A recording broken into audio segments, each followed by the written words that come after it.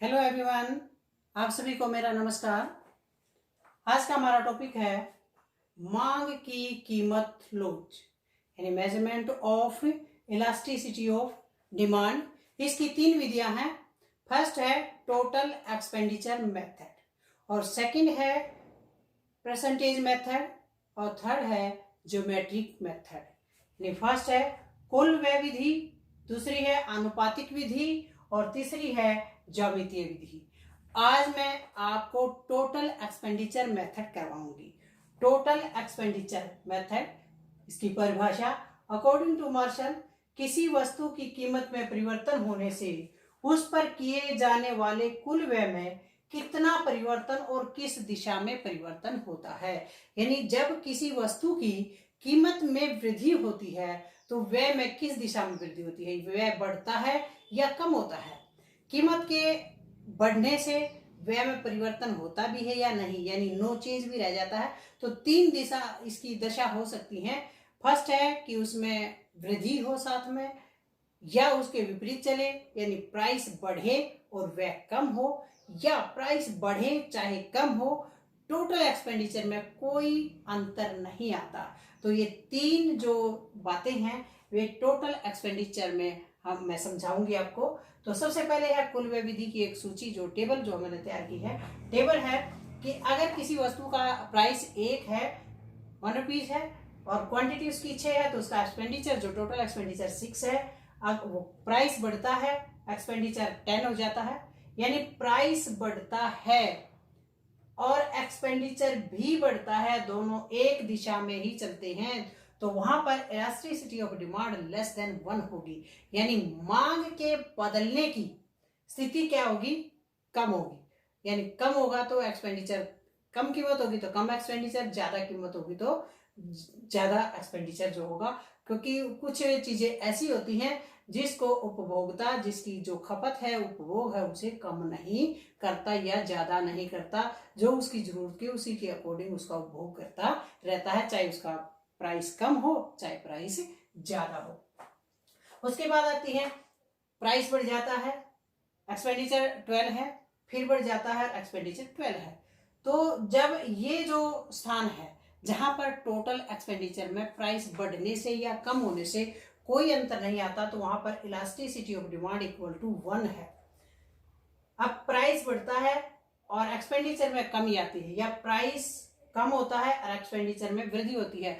विपरीत संबंध जहां पर होता है वहां पर elasticity of demand is greater than 1 होती है।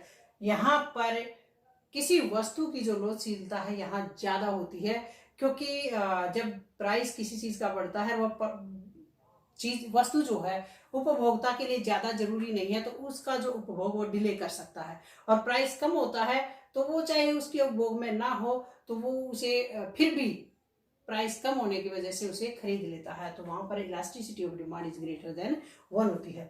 तो अब इस डायग्राम के द्वारा आप देख सकते हैं कि ओ एक्स एक्सिस पर हमने टोटल एक्सपेंडिचर लिया है, ओ वाई एक्सिस पर हमारा प्राइस है। जब प्राइस बढ़ता है तो टोटल एक्सपेंडिचर भी बढ़ता है। जब प्राइस ऊपर से नीचे की ओर आता है इस पोर्शन में, तो टोटल एक्सपेंडिचर भी कम होता है। अब देखो इसका जो है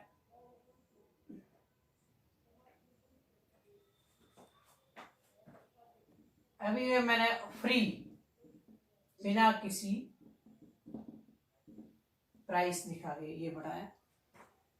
अब क्या है कि जैसे जैसे कीमत बढ़ती है एक्सपेंडिचर भी बढ़ता है। कीमत बढ़ने के बाद एक्सपेंडिचर यहाँ पर स्थिर हो जाता है, या कीमत बढ़ने पर एक्सपेंडिचर जो है कम होने लगता है।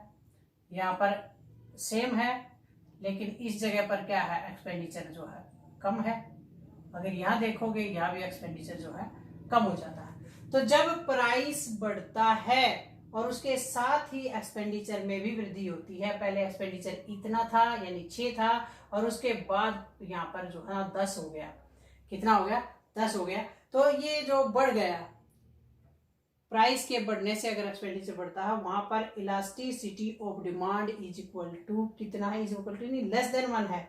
और जहां पर प्राइस बढ़ने से या कम होने से एक्सपेंडिचर में कोई अंतर नहीं आता, वहां पर क्या है, इलास्टिसिटी 1 के बराबर है।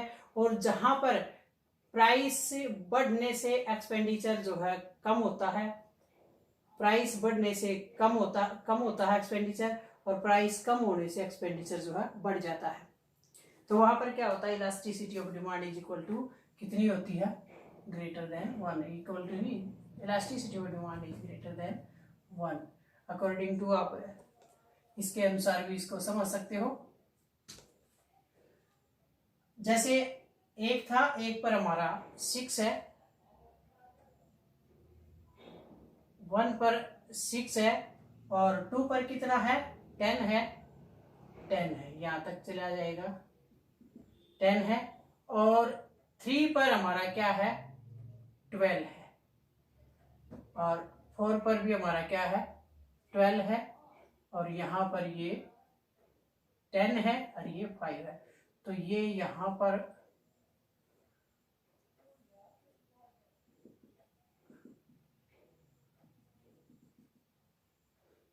पर हमारा क्या है, प्राइस 3 पर शिथिल हो जाता है। ये देखोगे आप 4 पर,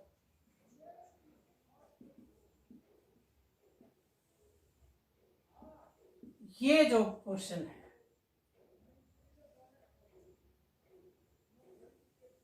ये जो पोर्शन है,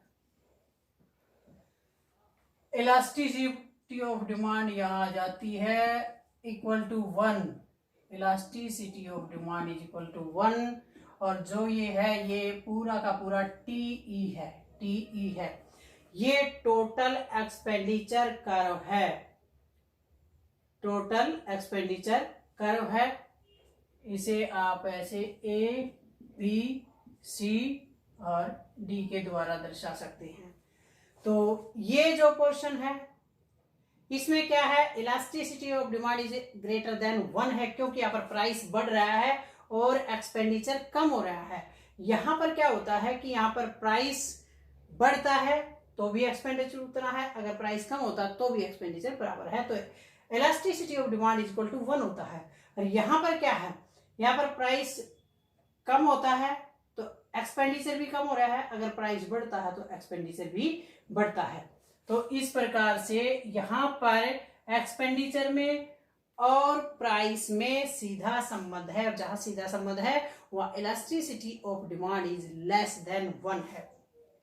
अब टीई क्या है, कुल व्यय वक्र है, यानी टोटल एक्सपेंडिचर कर्व है, और टीवी इज इक्वल टू क्या है, पी और टी में विपरीत संबंध है, प्राइस में और टीई में इधर जो है ये, तो इसमें क्या है, विपरीत संबंध है, विपरीत संबंध है, elasticity demand is greater than 1 है यहाँ पर। अब यहाँ देखोगे बीसी का जो एरिया है, यहाँ पर क्या है, यहाँ प्राइस बढ़ रहा है लेकिन टोटल एक्सपेंडिचर में कोई चेंज नहीं है, प्राइस ऊपर से अगर नीचे भी आता है टोटल एक्सपेंडिचर में कोई चेंज नहीं है, इसीलिए यहाँ पर elasticity of demand is equal to 1 है।